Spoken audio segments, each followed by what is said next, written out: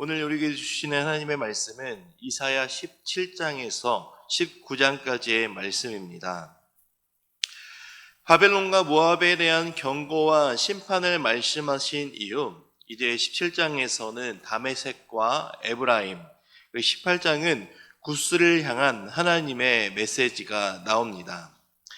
17장에 나오는 다메섹과 에브라임을 향한 경고와 18장에 나오는 구스에 대한 하나님의 메시지가 연결된 것처럼 보일 수도 있지만 이 두 개의 메시지는 하나의 역할을 하고 있습니다.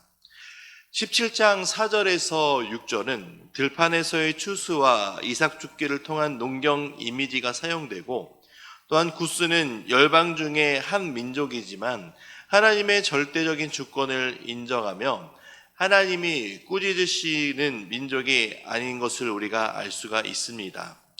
그래서 이 두 장은 결국 다메섹과 에브라임에 대한 경고로 볼 수가 있습니다. 이 두 장에서 경고하는 바는 다메섹과 에브라임의 동맹에 대한 경고인데, 이 장에서 나타나는 사건은 다메섹과 에브라임의 전쟁에 대한 사건입니다. 유다 왕 아하스가 아수르와 디글랏빌레셀에게 다메섹과 에브라임이 연합하여 유다를 공격하는 것에서 구원해달라고 요청한 사건입니다. 그리고 17장 7절에서 8절에 나타나는 이방 종교 우상 숭배의 의식은 아하스가 바알 숭배를 장려하는 시기와 또한 연결되어 있습니다. 이 다메섹과 에브라임은 점차 남아하는 아수르에 대항하기 위하여 연합하였고, 유다 왕 아하스에게도 동참하도록 강요하기 시작했었습니다. 그러나 유다와 두 나라의 연합은 결국 하나님의 말씀에 따라 실패로 끝나게 됩니다. 아수르는 주전 732년 다메섹을, 722년에는 에브라임을 완전히 정복하였습니다.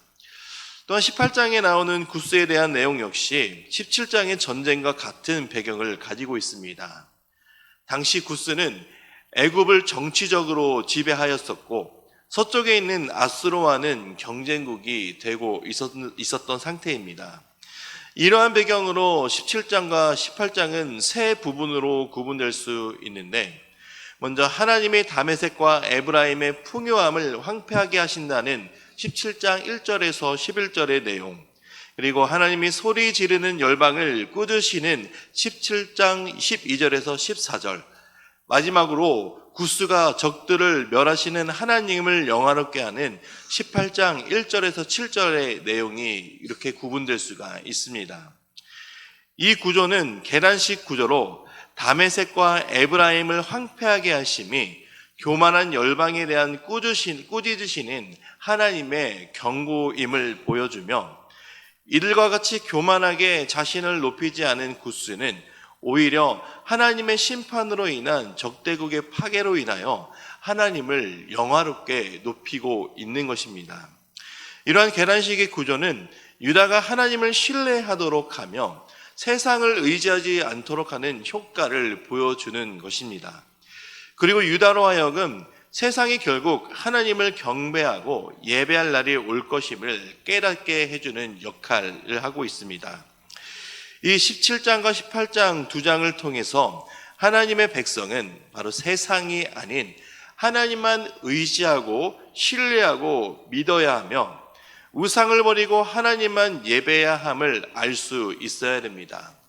세상적인 시각과 인간적인 방법으로는 다메섹과 에브라임, 즉 이들의 동맹은 당시 최강국인 아수르에 맞설 수 있는 유일한 대안으로 보여질 수도 있었습니다. 하지만 그 가운데 하나님이 계시지 않았다면 그것은 유일한 대안이 아닌 패망의 길이 될 것입니다. 그렇기 때문에 우리 성도들의 삶에도 마찬가지입니다.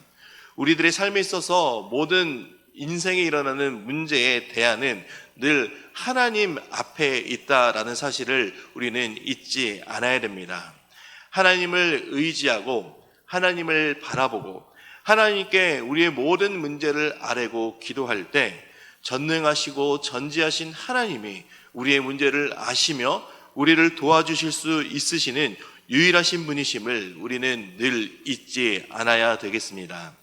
또한 하나님의 백성들은 하나님의 결정하심과 말씀에 순종해야 됩니다.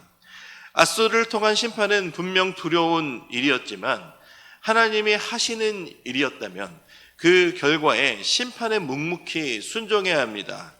그리고 무엇이 우리를 심판에게 이르게 했는지를 되돌아보며 그 잘못을 기억하며 하나님 앞에 회개의 자리로 나아가야 됩니다. 하나님은 반드시 또한 심판을 하시는 분이시지만 동시에 회개하고 자기의 잘못을 고백하는 자들에게는 회복을 주시는 하나님이심을 또한 기억하며 심판 중에 회개하며 하나님께 나아가는 은혜를 잊지 않으시기 바랍니다. 19장입니다. 19장과 내일 보시게 되실 20장은 애굽에 대한 경고의 말씀이 나옵니다. 애굽에 대한 하나님의 메시지는 심판만 주어지는 다른 메시지와 달리 그 이상의 것들을 전달하고 있습니다. 바로 애굽이 하나님과 연합하게 된다는 사실입니다.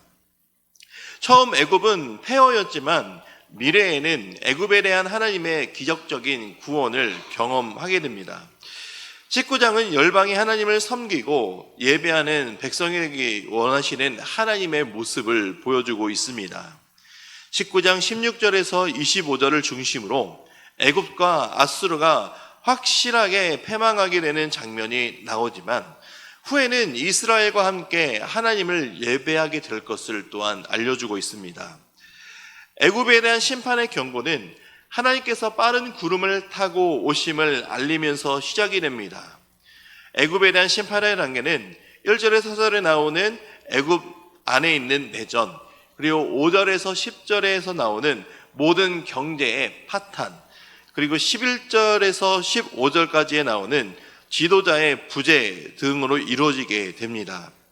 애굽에 대한 하나님의 심판의 마지막 단계는 지혜로운 사람이 사라지게 된다라는 것입니다. 11절에 나오는 소안이라는 장소는 출애굽 여정 중에 하나님의 기적이 일어난 곳으로 이스라엘에게 잘 알려진 지역이며 동시에 자연적으로 지혜로운 사람들이 많은 지역으로 알려진 곳입니다.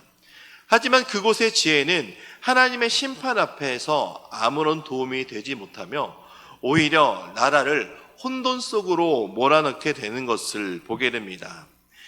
하나님의 심판으로 인해 만군의 여호와의 하나님의 뜻을 알려줄 지혜로운 사람이 존재하지 않게 되기 때문입니다. 하나님이 그들에게 어지러운 마음을 넣으셔서 깨닫지 못하도록 또한 만드십니다. 이제 심판을 당한 애굽은 16절과 17절에서도 나타나듯이 만군의 하나님 여호와를 두려워하기 시작합니다. 이전 애굽은 하나님을 두려워하지 않았지만 그러나 이제 그들은 만군의 하나님 여호와께서 그들에게 행하실 일들에 대하여 여인들 같이 두려워하게 됩니다. 그 이후로 18절 이후부터 애굽이 가나안 언어가 애굽에서 사용되는 것을 통해 하나님의 말씀을 이해하게 되며 또 말씀을 이해하는 것을 통해 하나님을 섬기는 자리에까지 나아갑니다. 특별히 5도시가 나오는데 이 도시는 하나님을 섬기는 충성을 하였다고 서약하였다고 말씀하고 있습니다.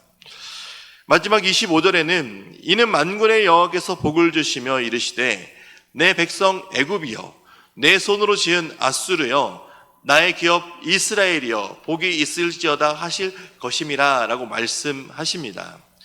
유다가 애굽의 복의 통로가 되었던 것처럼 이제 애굽은 앗수르와 유다 모두에게 하나님 앞으로 나아오게 만드는 복의 통로로 사용되어지고 있습니다.